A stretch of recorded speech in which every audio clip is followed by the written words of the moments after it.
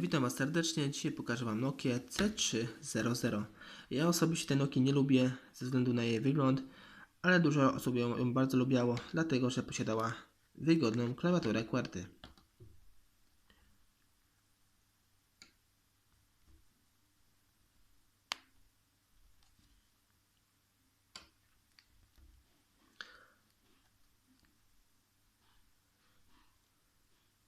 Telefon, jak widzimy na przedniej ściance tutaj panelu, znajduje się tylko i wyłącznie klawiatura QWERTY, wyświetlacz i u samej góry widzimy otwór tutaj na mikrofon.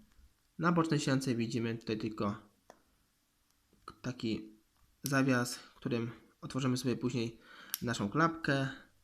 Po drugiej stronie widzimy ten sam zawiasek i widzimy również gniazdo na kabel USB, jak i również slot na kartę pamięci. Telefon obsługuje oczywiście kartę pamięci microSD.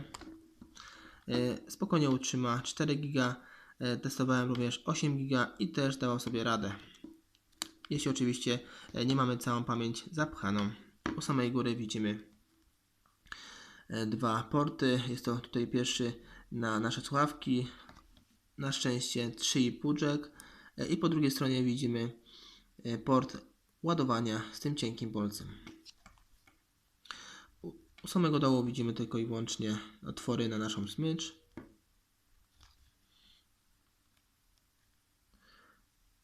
I na tylnej ściance znajduje się oczywiście nasz aparacik.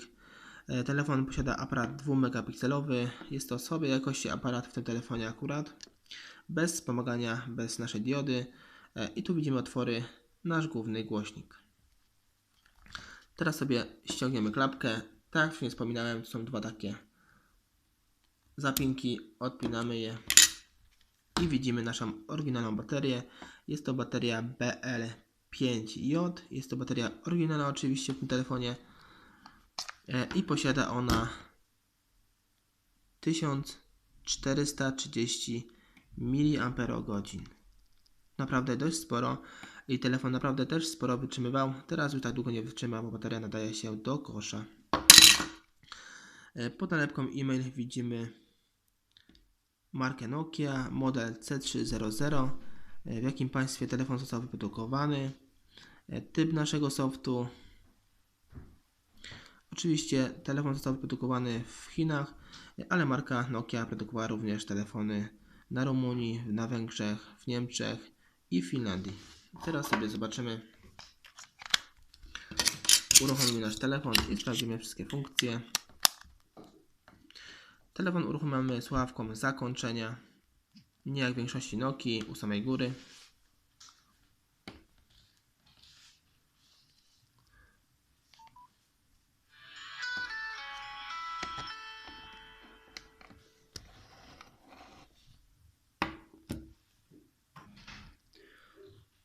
Co ciekawe, w Nokiach nie musimy włożyć karty SIM, by uruchomić telefon do naszego menu. Telefon posiada podstawowe, tutaj widzimy menu.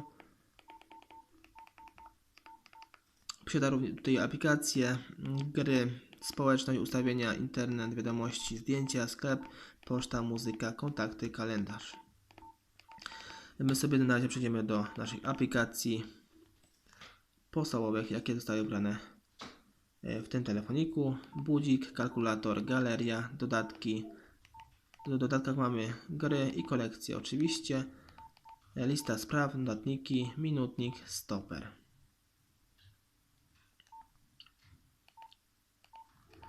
Przejdziemy sobie do naszych ustawień i widzimy profile, motywy, dźwięki, wyświetlacz, data i godzina, skróty własne, synchronizacja, połączenia, ciekawe opcje. Oczywiście telefon ma sieć Wi-Fi. Naprawdę bardzo fajnie się z niego korzysta przez Wi-Fi. Mimo że telefon już ma troszkę lat, później sobie zobaczymy ile ma lat. Bluetooth, dane pakietowe i przesyłania danych oczywiście przez kabel USB. Akcesoria, zabezpieczenia i przywód, oczywiście ustawienia fabryczne w tym telefonie. Z telefonu możemy oczywiście skorzystać z internetu, lecz w dobie współczesnym będzie to naprawdę bardzo uciążliwe. Musimy sobie dograć oczywiście odpowiednią operę bądź Google Chrome, najnowszą, jaka została wyprodukowana na ten telefon i jakoś sobie poradzimy. Tu oczywiście widzimy na pulpicie skróty, jakie są w tym telefonie. Troszkę to zostało unowocześnione. Tu mamy akurat skrót naszego Wi-Fi i poszukamy sobie przykładowe Wi-Fi w naszym pomieszczeniu i czy nam szybko się połączy. Zobaczycie sobie, jak telefon sobie szybko radzi z naszym właśnie zasięgiem Wi-Fi.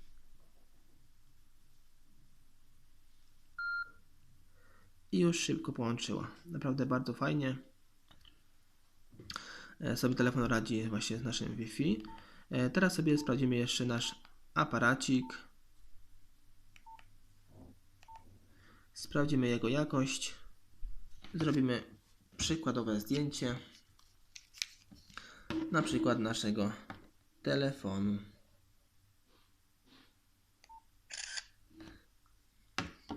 Oczywiście w tym przypadku telefon nie posiada autofokusa, nie posiada spustu właśnie bocznego. Zdjęcie nam niestety usunęło. Jeszcze raz zrobimy.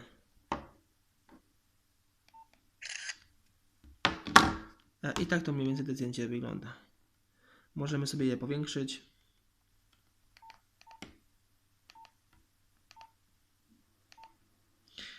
Kilkunastokrotnie, chyba nawet 10 razy. Nie wygląda to źle, ale dobrze wcale. Tak naprawdę jakość zdjęcia przez ten telefon nie jest naprawdę dobry. Teraz sobie jeszcze wejdziemy w nasze oryginalne dźwięki w tym telefonie, jakie zostały wybrane przez producenta.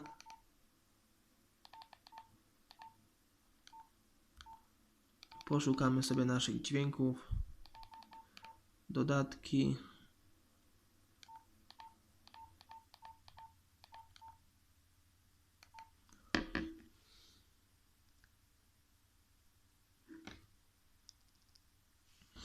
Wchodzimy w aplikację, w galerię, dźwięki i tu mamy nasze oryginalne dźwięki.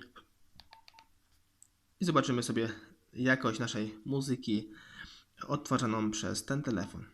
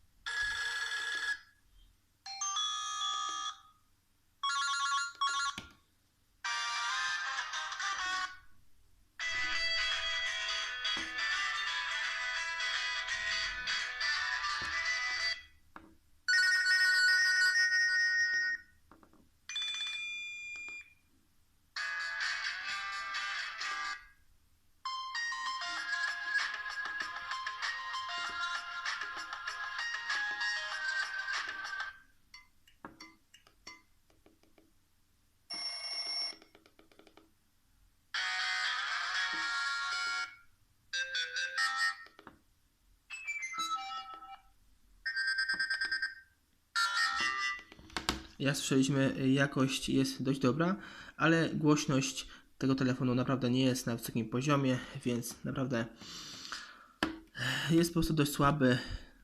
Na pewno dla osób, które potrzebują głośny telefon, na pewno się nie sprawdzi po prostu.